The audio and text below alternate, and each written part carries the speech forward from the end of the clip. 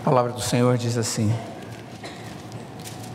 revesti-vos, pois, como eleitos de Deus, santos e amados, de ternos afetos de misericórdia, de bondade, de humildade, de mansidão, de longanimidade. Suportai-vos uns aos outros, perdoai-vos mutuamente, caso alguém tenha motivo de queixa contra outrem. Assim como o Senhor vos perdoou, assim também perdoai vós. Acima de tudo isto, porém, esteja o amor, que é o vínculo da perfeição. Seja a paz de Cristo o árbitro em vosso coração, a qual também fosse chamados em um só corpo, e sede agradecidos. Habite ricamente em vós a palavra de Cristo, instruí-vos e aconselhai-vos mutuamente em toda sabedoria, louvando a Deus com salmos e hinos e cânticos espirituais com gratidão em vosso coração. E tudo o que fizerdes, seja em palavra, seja em ação, fazei-o em nome do Senhor Jesus, dando por ele graças a Deus Pai. Ó Deus, humildemente nós nos colocamos diante da Tua palavra, sabendo que é a verdade do Senhor revelada a nós, desejosos de sermos conduzidos pelo Seu Espírito ao entendimento dessa verdade, para nossa alegria, para o louvor do Teu nome, em nome de Jesus. Amém. É tão significativo para nós, como igreja, momentos como esse que Deus nos deu como privilégio, de ouvir pessoas testemunhando que conheceram a Jesus como Salvador, e por causa disso, uma própria palavra de Deus diz, são salvos. Eles receberam da bondade de Deus a certeza da vida eterna, a certeza do Espírito Santo habitando nos seus corações, os conduzindo. Certezas essas que só podem existir porque a promessa vem de Deus. E esse Deus é providente e sustenta a graça dele na vida daqueles que ele resolveu amar eternamente. Como é bom! Como é bom poder viver como igreja, poder olhar para o lado e ver pessoas que foram amadas por Deus e agora podemos amar à semelhança do Senhor Jesus. E podemos viver o dia a dia com essas pessoas como irmãos na fé. Quando eu leio essa porção da Escritura de Colossenses, de uma maneira muito especial, eu vejo o apóstolo Paulo olhando para a igreja de Colossos, tendo esse tipo de visão que eu acabo de externar aos irmãos. E quando o apóstolo Paulo fala para esses queridos, ele fala na expectativa de conduzi-los a uma vida cristã e eclesiástica, ou como igreja, de tal forma que essa convivência seja produtiva, pudesse fazer deles instrumento de bênção um na vida do outro. Até mesmo em meio a algumas dificuldades, às vezes divergências, às vezes pecados, coisas que normalmente traz extrema dificuldade para nos relacionarmos com os outros. Mas o apóstolo Paulo, de uma maneira muito clara, mas de uma maneira muito simples, ele fala que maior do que essas dificuldades é a nossa responsabilidade de, como povo de Deus, que olham um para os outros, reconhece neles todos, como também em nós, que vivemos entre santos e amados, que devemos viver, apesar de tudo, em ternos afetos de misericórdia, de bondade, de humildade, de mansidão e de longanimidade, nos dando o caminho para andarmos uns com os outros. E eu creio que a única possibilidade disso acontecer, queridos, é aprender com Deus, na sua palavra, como isso é possível. Eu conheço o meu coração e você conhece o seu, e sabe como é difícil passar por cima de dificuldades. Como é difícil contemplar a Deus e nos humilhar diante dele quando nós pecamos.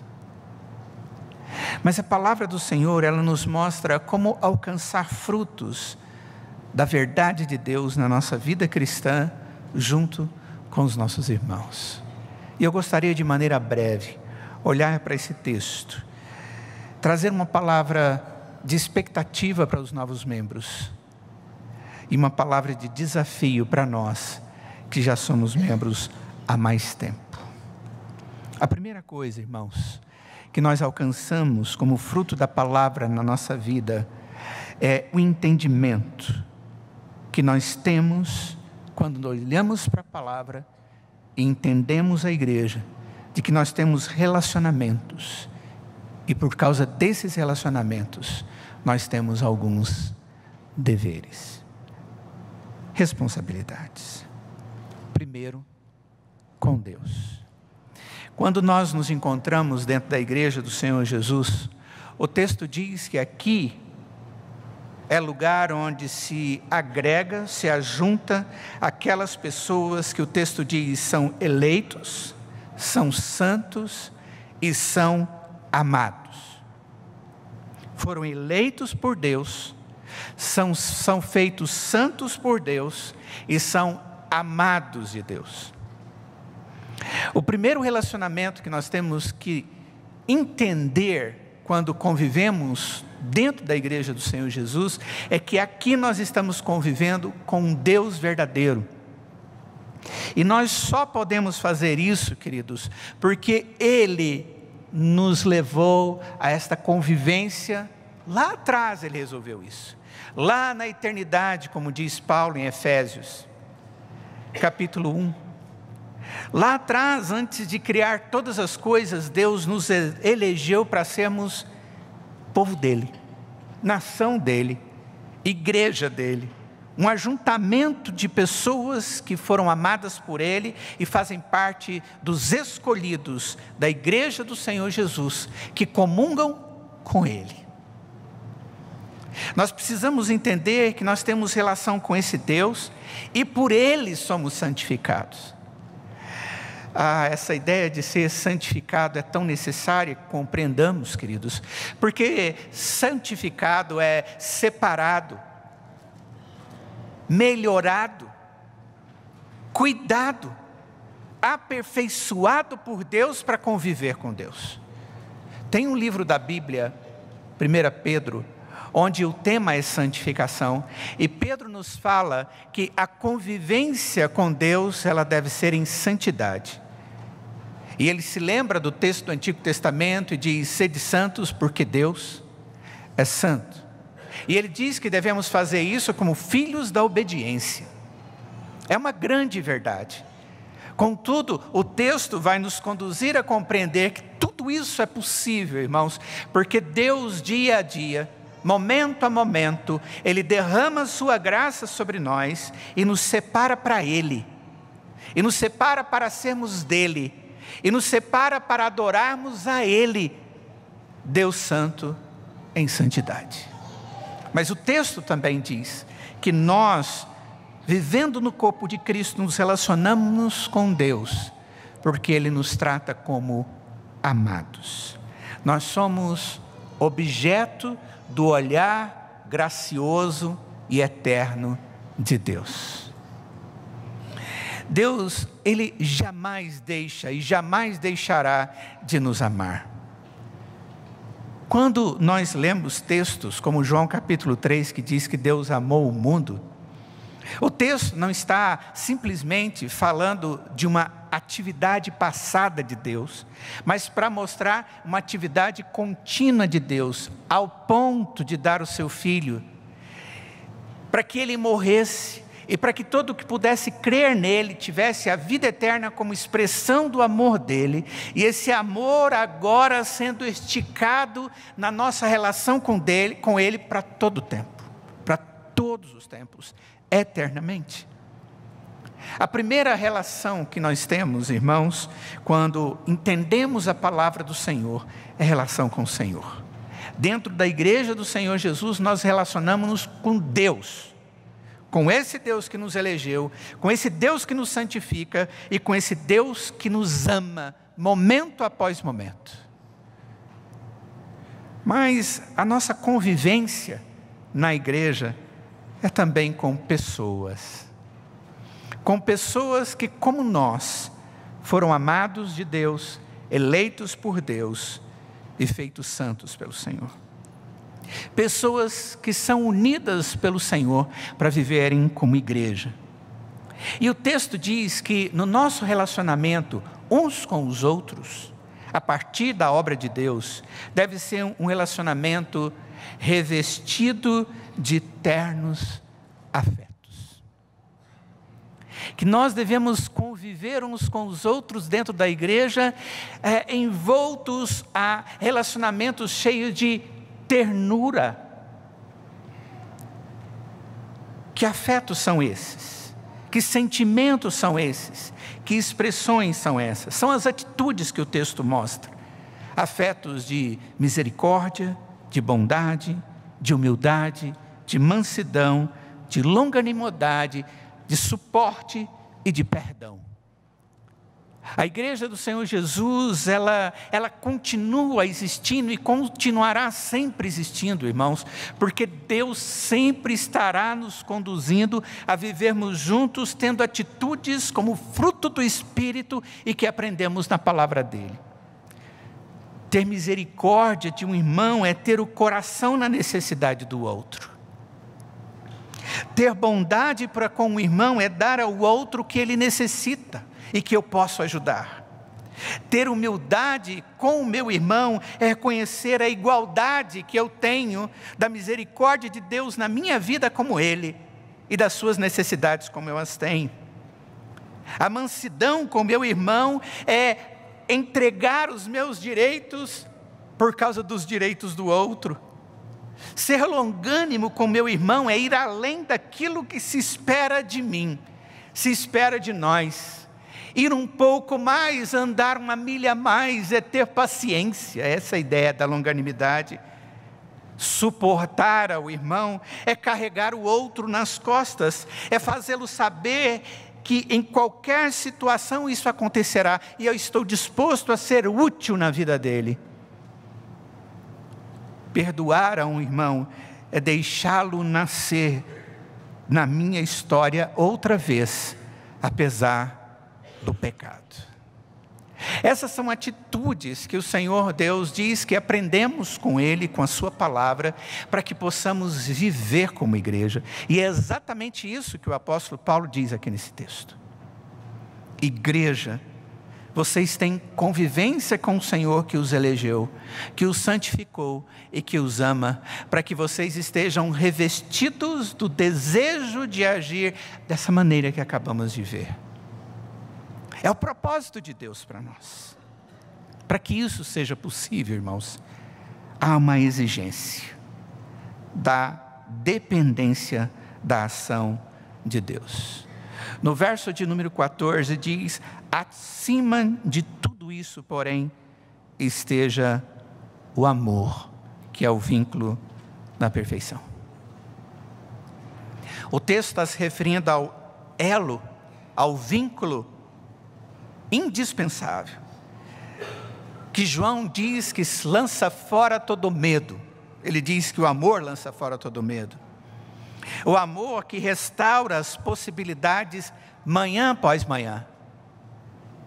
A ideia de amor aqui é muito mais do que sentimento. Quando nós olhamos para a Escritura e ela mesma define que Deus é amor. O vínculo que existe entre nós, povo de Deus, irmãos, é o próprio Deus. O Deus de amor. O Deus que ama de maneira perfeita, que nos sustenta uns com os outros, e o qual deve sustentar a nossa convivência como povo de Deus. A nossa dependência é essa ação divina, estando assim ligados pelo amor divino uns aos outros, como se fosse a cola que nos ajunta e que não permite que estejamos sendo desgrudados um do outro. Porque se tentarmos sustentar a nossa convivência em nós mesmos, nós vamos achar defeitos, dificuldades, gostos diferentes, e nós vamos separar-nos uns dos outros. Mas quando é o amor de Deus que nos une, que é o elo, que é o que nos une de maneira a não arrancar mais, nós vamos aprender a resolver os problemas. Estar sobre a direção do Senhor é também estar sobre a correção de Cristo. No verso 15 diz: e seja a paz de Cristo o árbitro em vosso coração.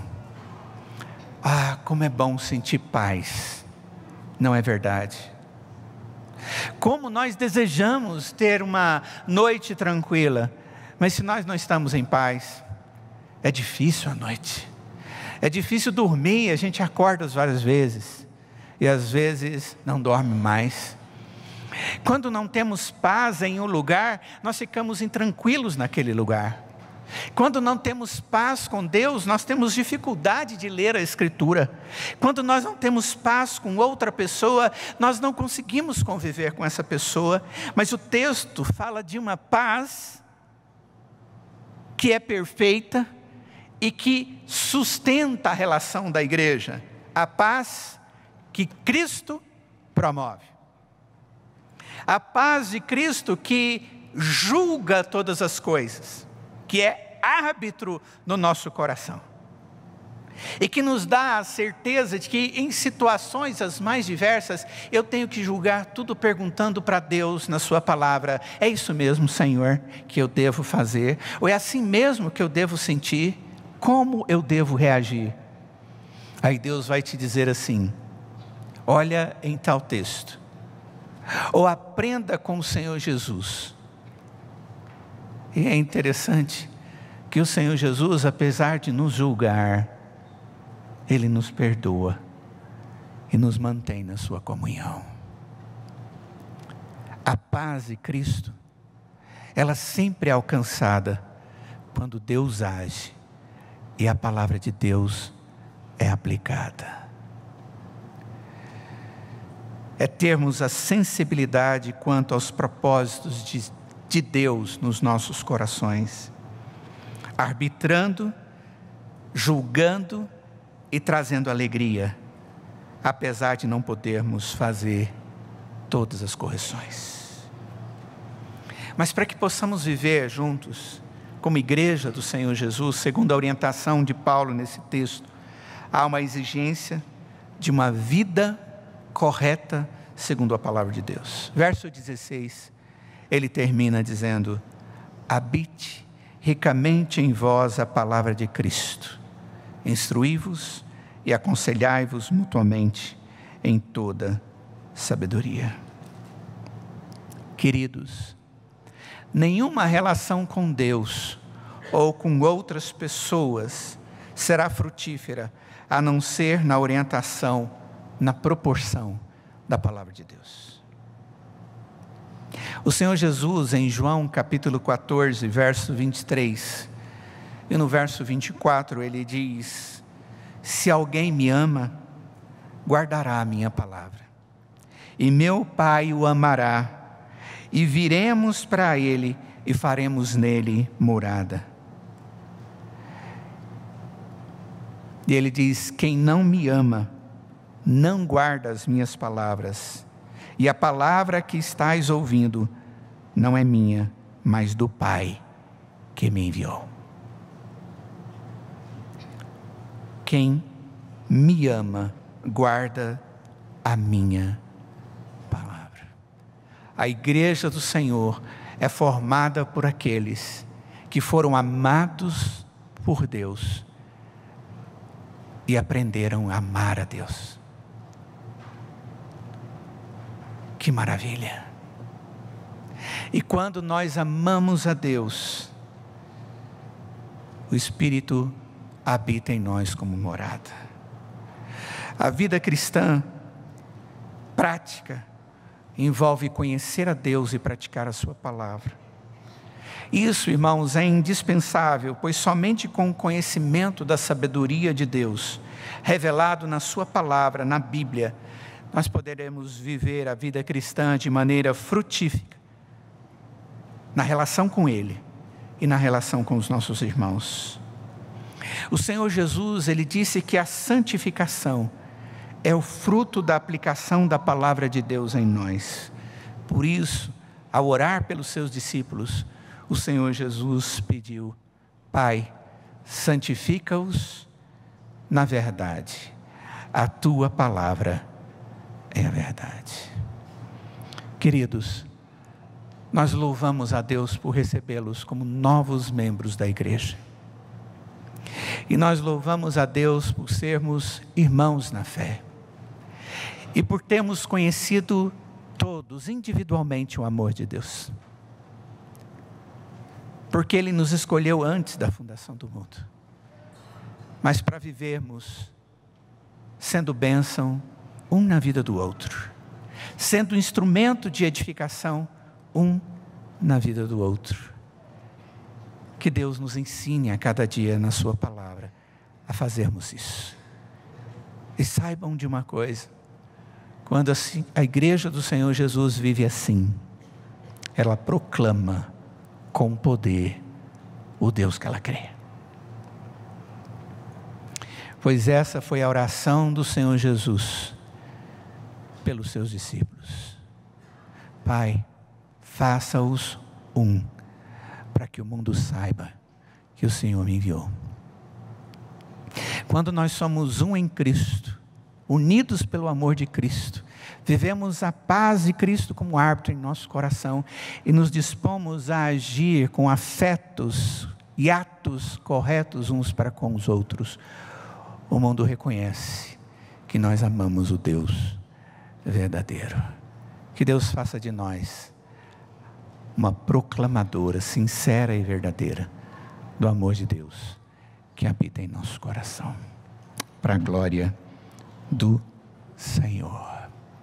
Vamos orar.